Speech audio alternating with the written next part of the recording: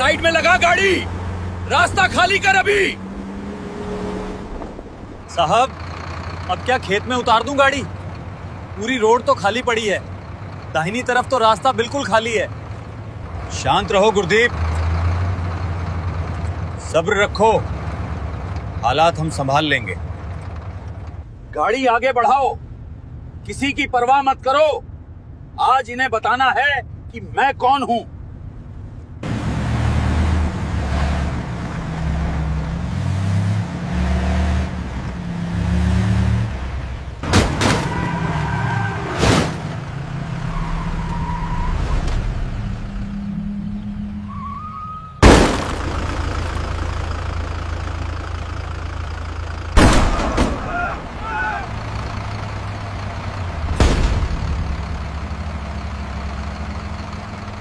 नीचे मत उतरना, पहले स्थिति को समझने दो।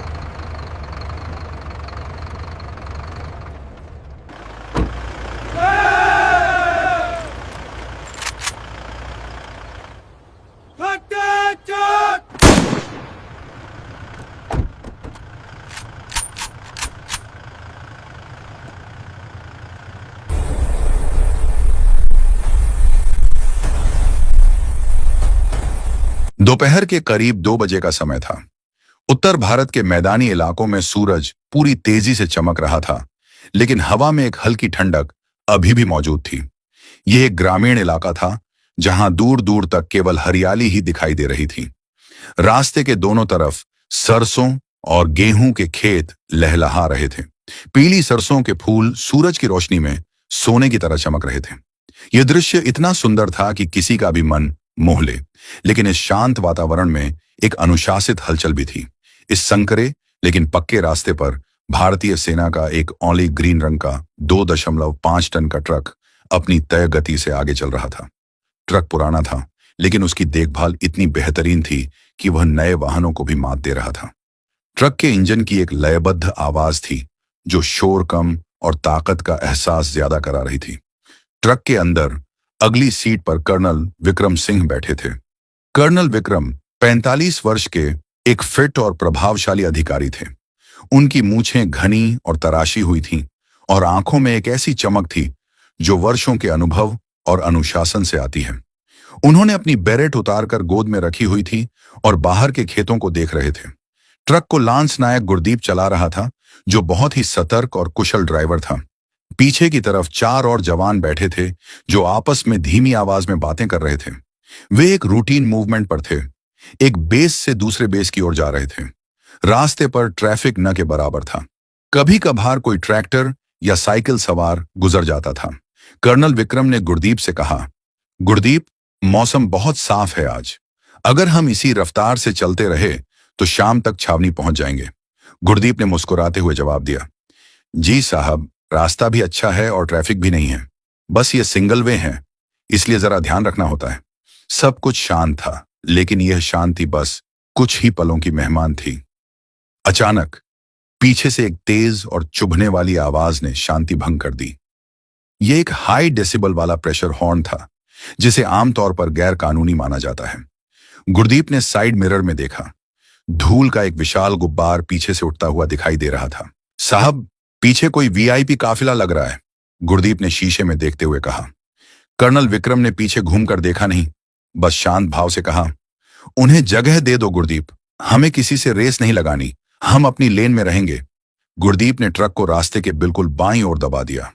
ट्रक के पहिए रास्ते से उतरकर कच्ची पटरी पर आ गए ताकि पीछे से आने वाले वाहनों को निकलने के लिए पूरी जगह मिल सके। आर्मी का अनुशासन यही सिखाता है, आम नागरिकों को पहले रास्ता देना। लेकिन पीछे आने वाला काफिला कोई साधारण काफिला नहीं था। यह इलाके के बाहुबली विधायक एमएलए रतन प्रताप सिंह का काफिला था। सबसे आगे काले रंग की महिंद्रा स्कॉर्पियो थी, जिस पर लाल और नीली बत्तियां लगी थीं, जो अब नियमों के विरुद्ध थीं, लेकिन यहां नियम विधायक जी का चलता था। उसके पीछे काफिले की शान एक दूधिया सफेद रंग की टोयोटा लेजेंडर चल रही थी। यह कार विधायक की थी और उसके पीछे सुरक्षा कर्मियों से भरी 7 और काली स्कॉर्पियो कारें थीं। कुल मिलाकर 8 स्कॉर्पियो और एक टोयोटा लेजेंडर का यह काफिला रास्ते पर दहशत फैलाता हुआ आ रहा था। हालांकि आर्मी ट्रक ने रास्ते पर काफी जगह दे दी थी, फिर भी काफिले की जीपें लगातार हॉर्न बजा रही थीं। सायरन की आवाज से पूरा गांव गूंज रहा था। खेतों में काम कर रहे किसान सिर उठाकर इस तमाशे को देखने लगे। सबसे आगे चल रही एस्कॉर्ट कार स्कॉर्पियो तेजी से ट्रक के बगल में आई। उसमें बैठे गनमैन ने खिड़की से हाथ निकालकर ट्रक ड्राइवर गुरदीप को और नीचे उतरने का इशारा किया।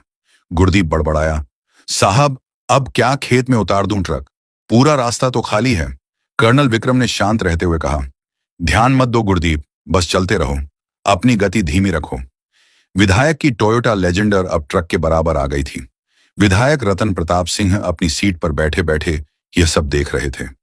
उन्हें यह बात हजम नहीं हो रही थी कि एक मामूली ट्रक ने उनकी रफ्तार कम कर दी। उन्हें लगा कि ट्रक ड्राइवर ने जानबूझकर उन्हें साइड देने में देरी की।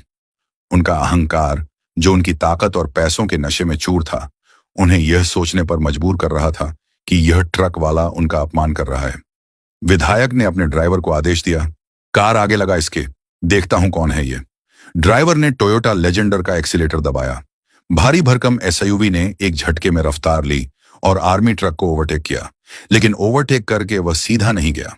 विधायक के इशारे पर ड्राइवर ने अचानक कार को आर्मी ट्रक के बिल्कुल सामने लाकर कट मारा और जोर से ब्रेक लगा दिया। यह एक बहुत ही खतरनाक कदम था। ध्यान से, कर्नल विक्रम चिल्लाए। गुरदीप ने अपनी पूरी ताकत से ब्रेक पेडल दबाया। आर्मी के भारी ट्रक के टायरों ने रास्ते पर घर्षण किया और एक तीखी छी छी की आवाज गूंजी। ट्रक विधायक की चमचमाती लेजेंडर के बम्पर से महज कुछ इंच की दूरी पर रुका। अगर गुरदीप सतर्क न होता तो एक भयानक दुर्घटना हो सकती थी। ट्रक के झटके से पीछे बैठे जवान एक दूसरे से टकराए। कर्नल विक्रम ने डैशबोर्ड पर हाथ रखकर खुद को संभाला। वातावरण में अब धूल और जले हुए टायरों की गंध थी। कर्नल विक्रम का चेहरा अब भी शांत था, लेकिन उनकी भौहें तन गई थीं। उन्होंने गुरदीप से कहा, नीचे मत उतरना, पहले स्थिति को समझने दो। सामने रुकी टोयोटा लेजेंडर और बाकी की 8 स्कॉर्पियो कारों के दरवाजे एक साथ खुले। ऐसा लगा जैसे किसी फिल्म का सीन चल रहा हो। काली वर्दियों में निजी सुरक्षा कर्मी और सफारी सूट पहने गनमैन बंदूकों के साथ बाहर निकले और उन्होंने आर्मी ट्रक को घेरना शुरू कर दिया। सबसे अंत में टोयोटा लेजेंडर का दरवाजा खुला। विधायक रत्न प्रताप सिंह बाहर निकले। सफेद खादी का कुर्ता पायजामा, गले में सोने की मोटी चेन और आंखों पर महंगा काला चश्मा। उनके चेहरे पर क्रोध और अहंकार साफ झलक रहा था। वे चलते हुए ट्रक के ड्राइवर साइड की तरफ आए। विधायक ने ट्रक के दरवाजे पर जोर से हाथ मारा और चिल्लाया, ओए ड्राइवर, नीचे उतर, तुझे दिखाई नहीं देता पीछे कौन आ रहा है? हॉर्न सुनाई नहीं देता तुझे? कर्नल विक्रम ने गुरदीप को शांत रहने का इशारा किया और खुद अपनी साइड का दरवाजा खोला। वे नीचे उतरे। उनके जूते रास्ते पर टिके तो एक सधी हुई आवाज आई। कर्नल ने अपनी वर्दी ठीक की, बेरेट पहनी और घूमकर विधायक की तरफ आए। विधायक रतन प्रताप ने कर्नल को देखा। उसे लगा था कोई डरपोक ड्राइवर होगा, लेकिन सामने भारतीय सेना का एक कर्नल मौजूद था। फिर भी विधायक का नशा इतना गहरा था कि उसे वर्दी का लिहाज भी नहीं रहा। विधायक ने कर्नल की तरफ उंगली उठाई और तल्ख लहजे में कहा, यह रास्ता क्या तुम्हारे बाप का है जो बीच रास्ते में ट्रक चला रहे हो? कब से हॉर्न दे रहे हैं? साइड देने में क्या जोर आ रहा था? कर्नल विक्रम सिंह ने विधायक की आंखों में सीधे देखते हुए एक बहुत ही संयमित लेकिन भारी आवाज में जवाब दिया, मिस्टर, यह पब्लिक का रास्ता है। हमने आपको निकलने के लिए काफी जगह दी थी और जिस तरह से आपने अपनी कार हमारे ट्रक के सामने रोकी है, उससे न केवल आपकी जान जा सकती थी बल्कि मेरे जवानों को भी चोट लग सकती थी। विधायक हंसा, एक मजाक भरी हंसी। उसने अपने आसपास मौजूद गुर्गों की तरफ देखा और बोला, देखो भाई, ये हमें कानून सिखा रहे हैं। अरे ओ फौजी, तुम जानते नहीं हो तुम किससे बात कर रहे हो। इस इलाके में पत्ता भी मेरी मर्जी से हिलता है और तुम तो बस एक सरकारी नौकर हो। कर्नल ने अपना आपा नहीं खोया।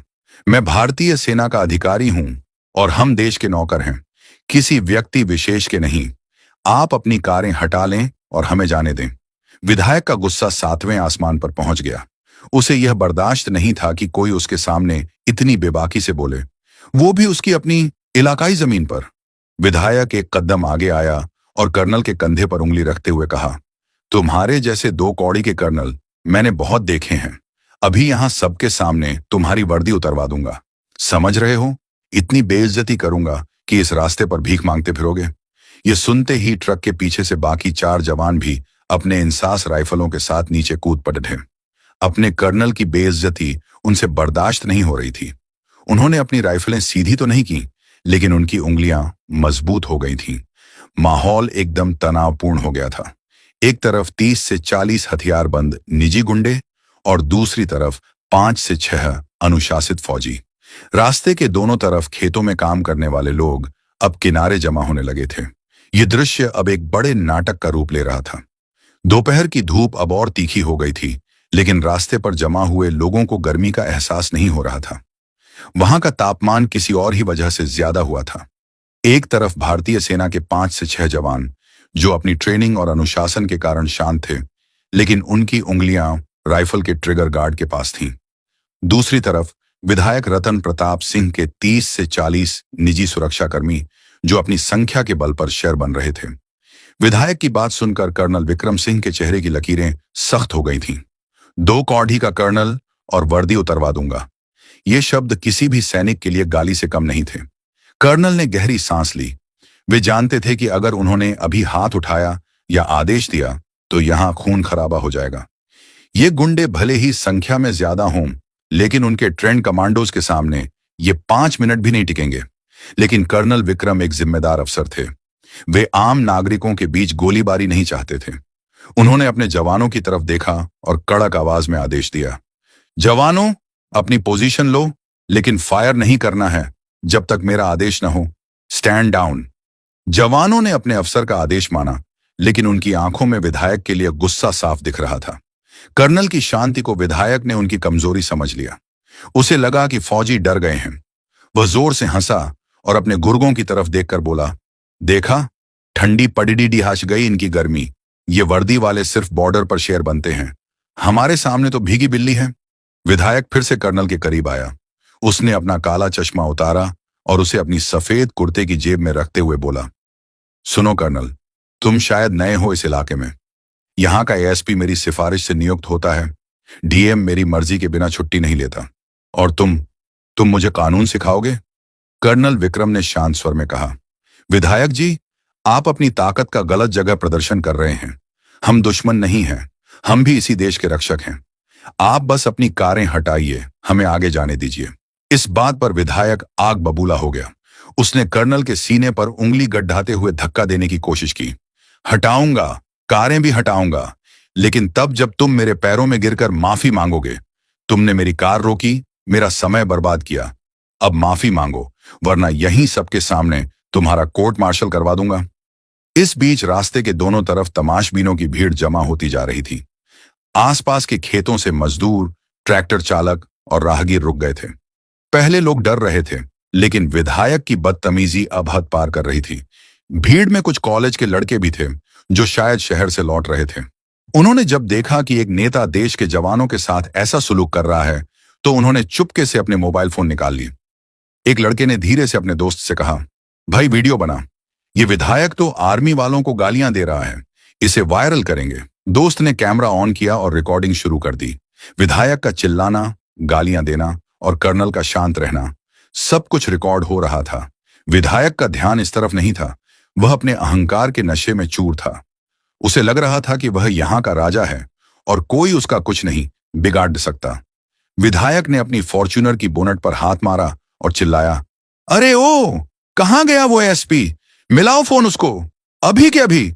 उसका एक चमचा पीए भागता हुआ आया और फोन मिलाने लगा। कर्नल विक्रम ने अब अपनी आवाज थोड़ी ऊंची की, ताकि वहां मौजूद जनता भी सुन सके। मिस्टर रतन प्रताप, आप एक जनप्रतिनिधि हैं। आपको शोभा नहीं देता कि आप वर्दी का अपमान करें। यह वर्दी किसी नेता की खैरात नहीं है। इसे पहनने के लिए खून पसीना बहाना होता है।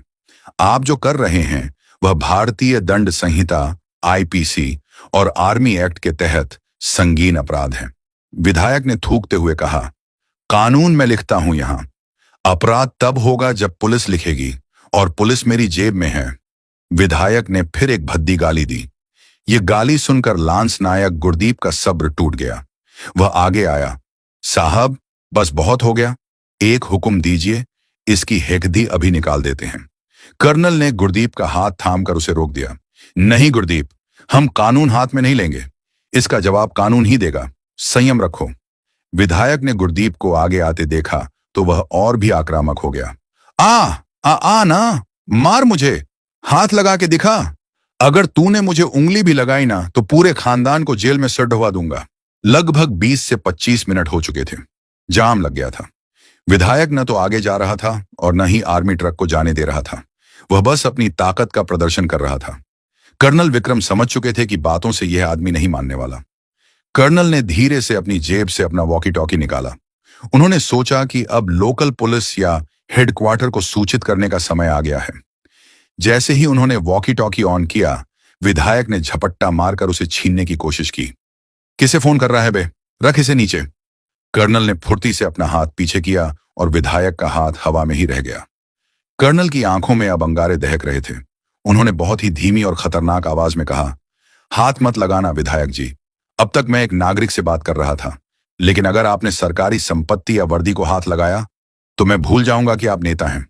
फिर मैं वही करूंगा जो एक सैनिक दुश्मन के साथ करता है। कर्नल की इस चेतावनी में इतनी ठंडी दहशत थी कि विधायक एक पल के लिए सहम गया। उसके गुंडे भी जो अब तक हंस रहे थे, एकदम चुप हो गए। माहौल में एक अजीब सा सन्नाटा छा गया। हवा भी रुक गई थी। तभी विधायक के पीए का फोन जोर से बजा। उसने फोन उठाया, कुछ सुना और उसके चेहरे का रंग उड्डी एच गया। वह भागता हुआ विधायक के पास आया। सर, बद्धा फोन है, विधायक ने झुंझलाते हुए कहा। किसका है? कह दो बिजी हूं अभी। पीए ने कांपते हुए कहा। सर, पार्टी हाई कमान से है और सर, वो बहुत गुस्से में लग रहे हैं। विधायक के माथे पर पसीने की पहली बूंद छलकी। उसने कर्नल की तरफ एक शक भरी नजर डाली और फिर कांपते हाथों से फोन थाम लिया। दोपहर की उस तपती धूप में रास्ते के बीचों बीच मौजूद विधायक रतन प्रताप सिंह अपने हाथ में वह फोन थामे हुए था। उसके माथे पर पसीना अब साफ दिखाई दे रहा था। अभी कुछ पल पहले तक जो चेहरा घमंड से लाल था, अब वह डर से पीला पड़ने लगा था। फोन की स्क्रीन पर चमकता हुआ नाम उसके लिए किसी यमराज के संदेश से कम नहीं था। यह कॉल पार्टी के प्रदेश अध्यक्ष का था, जो आम तौर पर सीधे विधायकों को फोन नहीं करते थे जब तक कि मामला बेहद गंभीर न हो। चारों तरफ एक अजीब सा सन्नाटा छा गया था। कर्नल विक्रम सिंह अभी भी अपनी जगह पर अडिग थे। उनकी आंखों में वही ठहराव था जो एक तूफान से पहले समुद्र में होता है। विधायक के गुर्गे, जो अब तक अपनी मूंछों पर ताव दे रहे थे, अपने बॉस के चेहरे का रंग उड्डहता देख एक दूसरे को कनखियों से देखने लगे। उन्हें आभास हो गया था कि हवा का रुख बदल रहा है। विधायक ने कांपते हुए हाथों से फोन को कान से लगाया। हाँ, हेलो सर, जय हिंद सर। विधायक की आवाज लड़खड़ा रही थी। उधर से आने वाली आवाज इतनी तेज थी कि पास मौजूद पीए को भी सुनाई दे रही थी। वह आवाज गुस्से और हताशा से भरी थी। रतन प्रताप, तुम्हारा दिमाग खराब हो गया है क्या? तुम्हें राजनीति करनी है या गुंडागर्दी? और गुंडागर्दी भी किसके साथ? भारतीय सेना के साथ? विधायक ने सफाई देने की कोशिश की। नहीं सर, वो ट्रक वाला मेरी कार के सामने आ गया था। उसने मेरी बेइज्जती की। सामने से आवाज ने उसकी बात काट दी। चुप रहो, एकदम चुप। अपनी बकवास बंद करो। तुमने अभी तक सोशल मीडिया नहीं देखा है क्या? पूरा ट्विटर और फेसबुक तुम्हारे वीडियो से भरा पड़ा है। किसी ने तुम्हारा वीडियो लाइव कर दिया है वहां से। तुम एक कर्नल को, एक वॉर हीरो को 2 कौड़ी का बोल रहे हो, गालियां दे रहे हो। विधायक के पैरों तले से जमीन खिसक गई। उसने घबराहट में चारों तरफ देखा। भीड़ में मौजूद कई लोग अपने मोबाइल फोन ऊपर किए हुए थे। उसे अब समझ आया कि वह जाल में फंस चुका है। फोन पर आवाज जारी थी। सुनो रतन, दिल्ली तक बात पहुंच गई है। रक्षा मंत्रालय से सीधे पीएमओ तक इंक्वायरी जा चुकी है। टीवी न्यूज वाले इस खबर को ब्रेकिंग न्यूज बना रहे हैं। विधायक का अहंकार बनाम सेना का सम्मान। पार्टी की बदनामी हो रही है तुम्हारी वजह से। ऊपर से ऑर्डर आया है, अगर अगले 10 मिनट में मामला शांत नहीं हुआ और प्रशासन ने रिपोर्ट नहीं भेजी तो तुम्हारा टिकट तो कटेगा ही, जेल भी जाओगे। सर, मैं क्या करूं? मुझे बचाइए, विधायक ने प्रार्थना की। अब हम कुछ नहीं कर सकते। डीएम और एसपी रास्ते में हैं। जो वो कहें चुपचाप मान लेना। और हाँ, उस कर्नल से उलझने की अब एक और गलती मत करना, वरना पार्टी तुम्हें पहचानने से भी इनकार कर देगी। फोन कट गया। विधायक के हाथ से फोन लगभग छूटने ही वाला था। टूटी टूटी आवाज, टिकट कटेगा, जेल। उसके कानों में गूंज रहा था। जिस समय विधायक रास्ते पर कर्नल को धमका रहा था, उसी समय वह वीडियो इंटरनेट की दुनिया में आग की तरह फैल चुका था। वीडियो का शीर्षक था, घमंडी विधायक ने की सेना के कर्नल से बदतमीजी, दी वर्दी उतरवाने की धमकी। यह वीडियो जंगल की आग से भी तेज फैला। रिटायर्ड जनरलों ने ट्वीट कर लिखा, यह देश के रक्षकों का अपमान है, ऐसे नेताओं पर देशद्रोह का मुकदमा चलना चाहिए। आम जनता के कमेंट्स की भरमार हो गई थी। लोग विधायक की गिरफ्तारी की मांग कर रहे थे। न्यूज चैनल्स ने अपनी स्क्रीन पर दो खोल दी थी। एक तरफ विधायक का पुराना भाषण और दूसरी तरफ यह वीडियो जहां वह गालियां दे रहा था। एंकर चिल्ला चिल्ला कर पूछ रहे थे, क्या खादी को वर्दी के अपमान का हक है? दबाव इतना ज्यादा हो गया था कि राज्य के मुख्यमंत्री को खुद संज्ञान लेना पड़ा। उन्होंने तुरंत डीजीपी और चीफ सेक्रेटरी को बुलाया और सख्त आदेश दिए, कानून सबके लिए बराबर है, चाहे वो हमारा विधायक ही क्यों ना हो। अगर सेना का अपमान हुआ है तो सख्त कार्रवाई होनी चाहिए। वापस रास्ते पर विधायक रतन प्रताप की हालत पतली थी। उसका नशा पूरी तरह उतर चुका था। वह कर्नल विक्रम की तरफ देखने की हिम्मत नहीं जुटा पा रहा था। कर्नल विक्रम, जो बहुत ही चतुर और अनुभवी थे, विधायक के चेहरे के भाव समझ चुके थे। वे समझ गए थे कि ऊपर से डंडा चल चुका है। कर्नल ने अपनी गंभीर आवाज में पूछा, क्या हुआ विधायक जी, कोई परेशानी? अभी तो आप मेरी वर्दी उतरवा रहे थे, फोन पर वर्दी उतर गई क्या? यह तंज विधायक को तीर की तरह चुभा, लेकिन अब उसमें पलटकर जवाब देने की हिम्मत नहीं थी। वह बस अपनी लेजेंडर की तरफ पीछे हटा। उसने अपने गनमैन से कहा, कार साइड में लगाओ, चलो यहां से। लेकिन अब बहुत देर हो चुकी थी। दूर से फिर सायरन की आवाज आई, लेकिन इस बार यह किसी वीआईपी काफिले का हूटर नहीं था।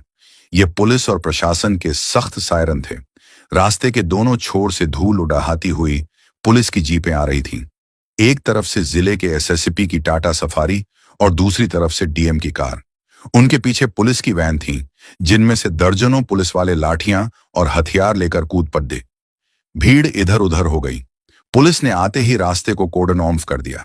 विधायक के निजी सुरक्षाकर्मी, जो कुछ देर पहले तक शेर बने हुए थे, पुलिस को इतनी बड़ी तादाद में देखकर अपनी बंदूकें छिपाने लगे और पीछे हटने लगे। डीएम, एक युवा आईएएस अधिकारी, अपनी कार से उतरे। उनके साथ एसएएसपी, एक कड़ी डीडीएच के आईपीएस अधिकारी भी थे। दोनों अधिकारियों के चेहरे पर तनाव और गंभीरता थी। वे सीधे घटनास्थल पर पहुंचे। विधायक रतन प्रताप को लगा कि अब प्रशासन आ गया है तो शायद कोई बीच बचाव हो जाएगा। वह बनावटी मुस्कान लेकर आगे आया। अरे डीएम साहब, आइए आइए, देखिए ना, ये आर्मी वाले कब से रास्ता जाम करके मौजूद हैं, मुझे जाने भी नहीं। डीएम ने विधायक की तरफ देखा तक नहीं। उन्होंने विधायक को पूरी तरह से अनदेखा कर दिया और सीधे कर्नल विक्रम सिंह के पास गए। डीएम और एसएसपी दोनों ने एडीएम, जोधी और कर्नल को एक स्मार्ट सैल्यूट किया। Good afternoon colonel sir, IENNM sorry for the inconvenience, असुविधा के लिए माफी चाहते हैं, डीएम ने बहुत ही सम्मान के साथ कहा। कर्नल विक्रम ने प्रति सैल्यूट किया और हाथ मिलाया। थैंक यू डीएम साहब, मुझे खुशी है कि आप लोग समय पर आ गए। यह दृश्य विधायक के लिए किसी तमाचे से कम नहीं था। जिले का डीएम, जो विधायक के ऑफिस में फाइलें लेकर मौजूद रहता था, आज भरी पब्लिक और रास्ते पर उसे इग्नोर करके एक ट्रक वाले को सैल्यूट कर रहा था। विधायक से रहा नहीं गया। वह बीच में बोल पड़े, डिढ़ा, डीएम साहब, आप प्रोटोकॉल भूल रहे हैं। मैं यहां का जनप्रतिनिधि हूं। आप मेरी शिकायत सुनने की बजाय। एसएसपी ने घूमकर विधायक की तरफ देखा। उनकी आंखों में अब कोई लिहाज नहीं था। मिस्टर रतन प्रताप, एसएसपी ने बिना जी या सर लगाए कहा, प्रोटोकॉल की बात आप नहीं करें तो बेहतर है। आपने एक ऑन ड्यूटी आर्मी ऑफिसर को रोका है, उन्हें धमकाया है और सरकारी काम में बाधा डाली है। हमारे पास आपके खिलाफ पर्याप्त सबूत हैं। वो देखिए। एसएसपी ने रास्ते के किनारे मौजूद एक लड़के की तरफ इशारा किया, जो अभी भी रिकॉर्डिंग कर रहा था। सब कुछ रिकॉर्ड हो चुका है, विधायक ने हकलाते हुए कहा। तो क्या हुआ? बहस तो होती रहती है। आप इसे रफा दफा कीजिए। डीएम ने अपनी फाइल से एक कागज निकाला, या शायद बस दिखावा किया, और बोले, रफा दफा नहीं होगा सर। लखनऊ से सीधे आदेश हैं। हम आपके खिलाफ सरकारी काम में बाधा डालने, सेक्शन 353 आईपीसी, सेना का अपमान करने और मोटर व्हीकल एक्ट के उल्लंघन के तहत मामला दर्ज कर रहे हैं। आपकी सभी कारें यहीं सीज की जाएंगी। कारें सीज होंगी? विधायक चिल्लाया। मेरी लेजेंडर, तुम जानते हो मैं कौन हूं? कर्नल विक्रम, जो अब तक चुपचाप यह सब देख रहे थे, धीरे से आगे आए। उन्होंने विधायक की आंखों में देखा और कहा, आप कौन हैं यह तो अब पूरा देश जान गया है विधायक जी, लेकिन आप यह भूल गए कि यह देश चलता किससे है। यह देश नेताओं के भाषणों से नहीं, संविधान और सीमा पर मौजूद जवान के त्याग से चलता है। आज आपने उस त्याग का अपमान करने की कोशिश की। कर्नल ने डीएम की तरफ मुद्दा कर कहा, डीएम साहब, मेरे जवानों को देर हो रही है, हमें अपने गंतव्य पर पहुंचना है, क्या हम जा सकते हैं? डीएम ने रास्ता साफ करने का आदेश दिया। बिल्कुल सर। इंस्पेक्टर, कर्नल साहब के ट्रक के लिए रास्ता क्लियर करवाओ और इन स्कॉर्पियो कारों को साइड में हटाओ। अगर चाबी नहीं दे रहे तो क्रेन मंगवा कर उठाओ। पुलिस वाले तुरंत हरकत में आ गए। जिस रास्ते पर विधायक की कारें आकददीएच कर मौजूद थीं, अब पुलिस वाले डंडे मार मार कर उनके ड्राइवरों को हटने के लिए कह रहे थे। विधायक के गुंडे चुपचाप अपनी कारों में बैठकर उन्हें खेतों के किनारे उतारने लगे। रास्ते का बीच का हिस्सा खाली हो गया। कर्नल विक्रम सिंह ने डीएम और एसएसपी को धन्यवाद दिया। फिर वे अपनी ट्रक की तरफ गए। विधायक रतन प्रताप सिंह वहीं मौजूद रह गया, अकेला, बेबस और अपमानित। उसकी 8 कारों का काफिला अब धूल फांक रहा था और जिस आर्मी ट्रक को वह रोकना चाहता था वह अब जाने के लिए तैयार था। लेकिन कहानी अभी खत्म नहीं हुई थी। असली अंत तो अभी बाकी था। विधायक को लगा था कि शायद एफआईआर होकर बात खत्म हो जाएगी, लेकिन उसे अंदाजा नहीं था कि उसके राजनीतिक करियर का सूरज अब डूबने वाला था। ट्रक का इंजन फिर से गूंजा। गुरदीप ने गियर डाला। जैसे ही ट्रक विधायक के पास से गुजरा, विधायक ने नजरें झुका ली। उसे अब उस कर्नल की आंखों का सामना करने की हिम्मत नहीं थी। ट्रक के पीछे उड़ती धूल में विधायक की छवि धुंधली होती जा रही थी, ठीक वैसे ही जैसे उसका राजनीतिक भविष्य धुंधला हो रहा था। धूल के गुब्बार के बीच आर्मी का वह पुराना लेकिन मजबूत ट्रक धीरे धीरे आगे चला गया। ट्रक के पीछे लहराता हुआ छोटा सा तिरंगा झंडा मानो विधायक और उसकी पूरी सत्ता को ललकार रहा था। कर्नल विक्रम सिंह ने पीछे घूमकर नहीं देखा। एक सच्चे सैनिक के लिए जो बीत गया वह बीत गया। उसका ये सब ठीक नहीं है मैडम साहब, मैंने आपको आपकी किस्मत बदलने के लिए बुलाया। बस आप मेरा काम करो और रातों रात आपकी प्रमोशन हो जाएगी। नहीं, मैं ये नहीं कर सकती, ये गुनाह है और अभी तक मेरी शादी भी नहीं हुई। मेरी जिंदगी पर धब्बा लग जाएगा। देखो, आज रात आपकी जिंदगी बदल सकती है। ठंडे दिमाग से सोचो और सोफे पर बैठो। ठीक है, मैं आपकी बात मान लेती हूं। तुम मुझसे वादा करो कि तुम इस बात का किसी को नहीं बताओगी। ओके, मैं वादा करता हूं। हाँ, एक बात और ध्यान से सुन लो, दोबारा बता रही हूं, मेरी शादी नहीं हुई। अगर मुझको तकलीफ हुई तो मैं चली जाऊंगी। मैडम, मैं अपनी तरफ से पूरी कोशिश करूंगा कि आपको कोई तकलीफ ना हो। चलो चलते हैं। क्या यह कहानी एक बहादुर महिला पुलिस अफसर की है जिसकी उम्र सिर्फ 21 साल थी और नाम रीना पटेल था। वह इतनी आकर्षक और खूबसूरत थी कि जिस अपराधी को भी गिरफ्तार करने जाती वह उसे देखते ही खुद ब खुद हथियार डाल देता और रीना के हवाले हो जाता। लेकिन पुलिस स्टेशन में भी स्थिति अलग नहीं थी। वहां मौजूद पुलिसकर्मियों की गंदी नजरें हमेशा रीना के शरीर पर टिक जाती थीं। रीना को अच्छी तरह पता था कि उसके सीनियर एसएओ राजेश वर्मा की आंखों में उसके लिए खतरनाक इच्छा की आग भड़क रही है। रीना मुंबई पुलिस में सब इंस्पेक्टर के पद पर तैनात थी और अपनी इज्जत को खतरे में डालकर ड्यूटी निभा रही थी। कई बार राजेश वर्मा किसी ना किसी बहाने उसे अपने ऑफिस में बुला लेता, कुर्सी पर बिठाता और फिर उसके कंधे पर हाथ रखने की कोशिश करता। रीना हर बार कोई बहाना बनाकर वहां से निकल भागती।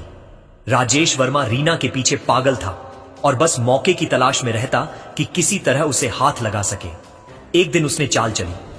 मीटिंग का बहाना बनाकर रीना को रात गए अपने घर बुला लिया।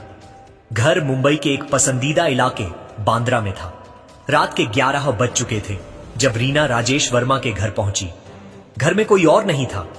दरवाजा खोलते ही राजेश ने मुस्कुराकर कहा, अरे रीना, मीटिंग तो महज बहाना था, असल में मुझे तुमसे एक निजी काम था। रीना को फौरन समझ आ गया कि आज हालात गंभीर हैं। उसका शरीर कांप उठा और दिल ही दिल में प्रार्थना की कि हे भगवान, आज मेरी इज्जत इस दरिंदे से बचा लेना। फिर भी वह दरवाजे के पास खड़ी रहकर बोली, सर, यह बिल्कुल गलत है। आपने मुझसे झूठ बोलकर रात के समय घर बुलाया और अब यह सब कह रहे हैं। राजेश वर्मा अब खुद पर काबू नहीं रख सका। उसने रीना का बाजू पकड़ लिया और जबरदस्ती उसे बेड की तरफ खींचा। रीना का दिल जोर जोर से धड़क उठा। उसने पूरे जोर से धक्का दिया और भागकर घर से बाहर निकल आई। लेकिन खतरा अभी टला नहीं था, बल्कि अब तो असली परीक्षा शुरू हुई थी। रात के 2 हार बज रहे थे। रीना अकेली मुंबई की सुनसान सड़कों पर भाग रही थी। अचानक उसके सामने सड़क के बीच में 3 आदमी खड़े नजर आए। लंबी सफेद दाढ़ियां, भारी मूछें और सफेद कुर्ता पजामा पहने हुए एक ने रीना को देखते ही कहा, इंस्पेक्टर साहिबा, इतनी रात को अकेली कहां जा रही हो? हमें भी जरा साथ दे दो। हम भी तो इंसान हैं, हमारा भी दिल करता है। रीना गुस्से में बोली, तुम्हारा मतलब क्या है? तुम क्या कहना चाहते हो? दूसरे ने हंसते हुए कहा, आपको देखकर तो जिस्म में आग लग गई है। रीना तेज गुस्से में चीखी, अपना रास्ता साफ करो वरना बुरा अंजाम होगा। मैं इंस्पेक्टर हूं, तुम लोगों को बिल्कुल नहीं बख्शूंगी। तीनों आदमी शराब के नशे में धुत थे। वे रीना पटेल के चारों ओर घूमने लगे। रीना के दिल में डर का सागर उमड़ने लगा। वह जल्दी से वहां से निकलना चाहती थी, मगर तीनों उसके पीछे लग गए।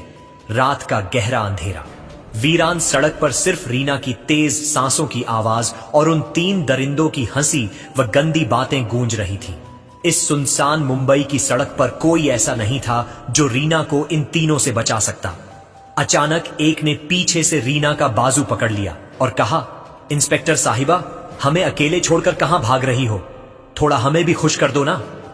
रीना ने पूरे जोर से हाथ छुड़ाया, मगर दूसरे ने हंसते हुए कहा, हमारे साथ भी जरा वक्त गुजार लो इंस्पेक्टर जी, कब से प्यासे बैठे हैं, तुम्हें देखकर तो प्यास और बढ़ गई है।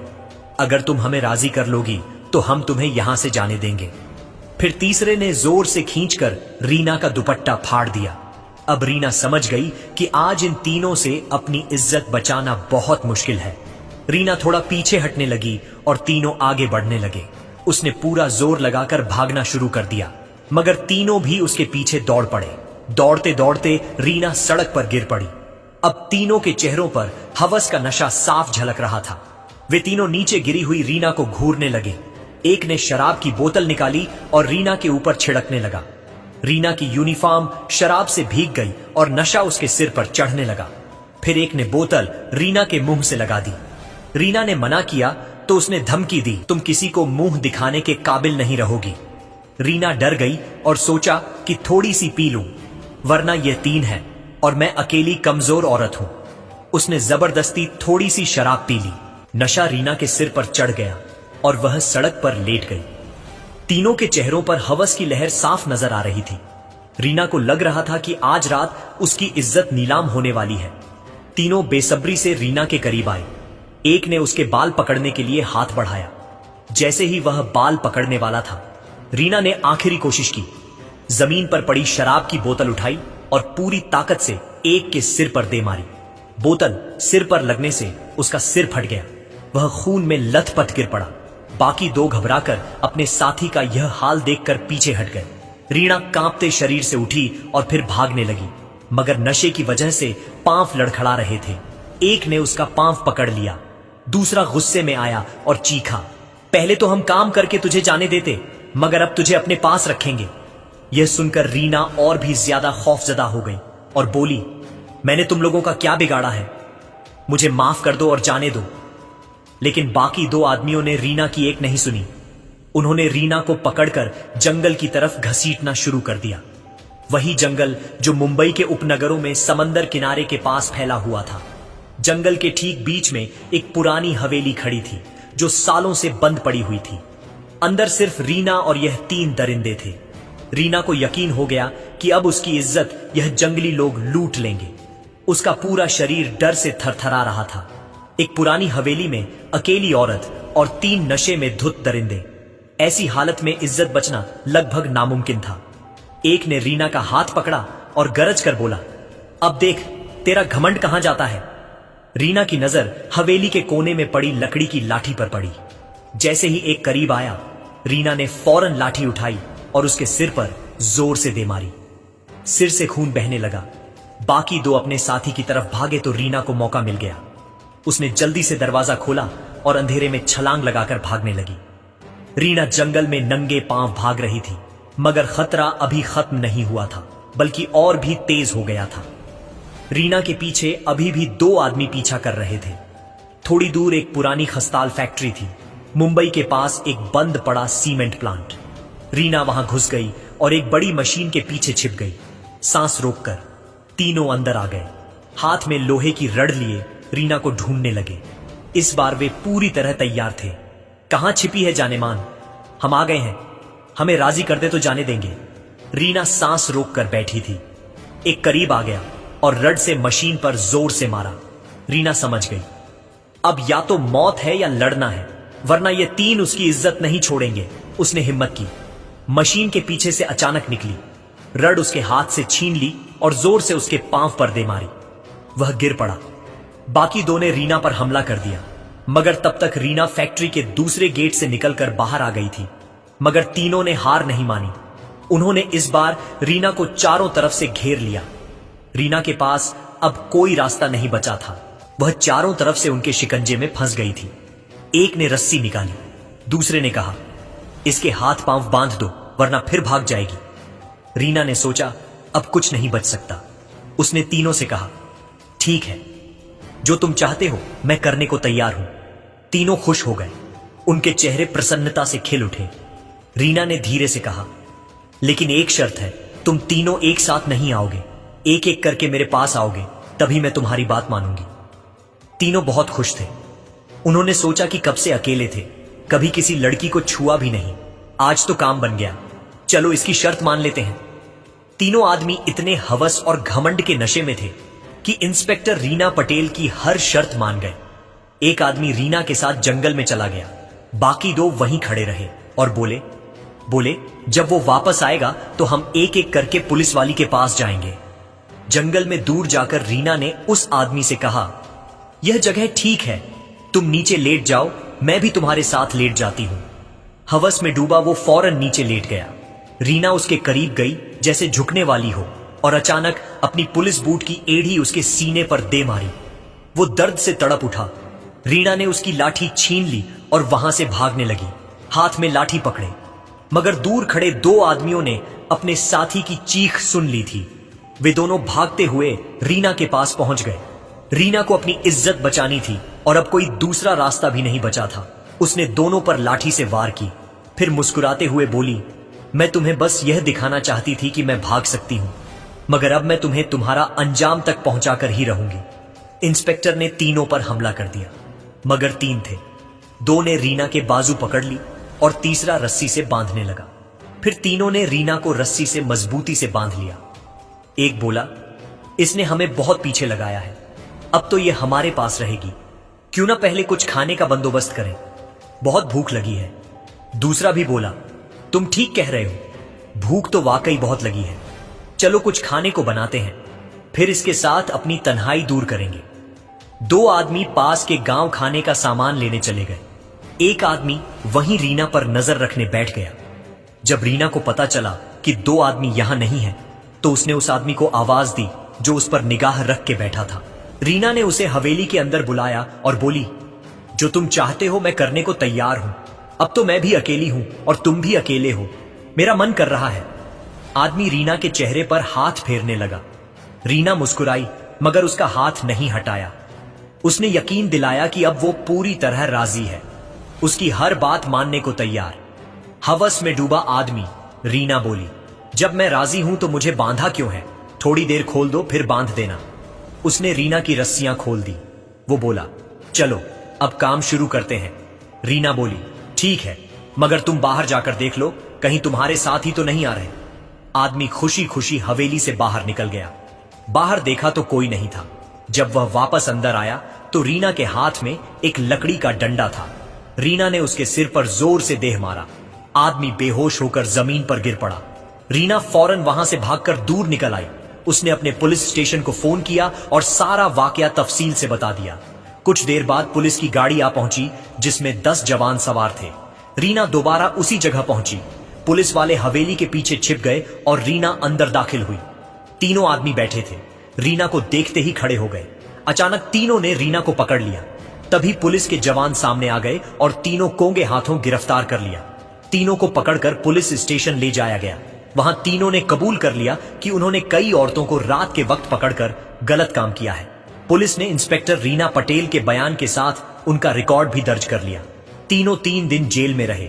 चौथे दिन पुलिस ने उन्हें जेल से निकाला, हथकड़ियां पहनाई और पुलिस वैन में बिठाकर अदालत ले गई। पुलिस कर्मचारी ने जज को एक चिट्ठी दी जिसमें तीनों के इकरार लिखे थे। जज ने चिट्ठी पढ़ी और तीनों को 15 साल की कैद की सजा और 8 लाख जुर्माने का हुक्म सुनाया। अब इंस्पेक्टर रीना पटेल के चेहरे पर खुशी की मुस्कान थी। न सिर्फ उसने अपनी इज्जत बचाई बल्कि दूसरी औरतों की भी इज्जत महफूज कर दी जो अगला शिकार बनने वाली थी। बुराई का अंजाम हमेशा बुरा ही होता है। बुरे कामों से हमेशा बचो। दोस्तों, ये कहानी सिर्फ सबक देने और एक महिला पुलिस अफसर की बहादुरी दिखाने के लिए बनाई गई है। सारे किरदार और वाक्य ख्याली हैं। किसी भी जाति, धर्म या शख्स से कोई ताल्लुक नहीं।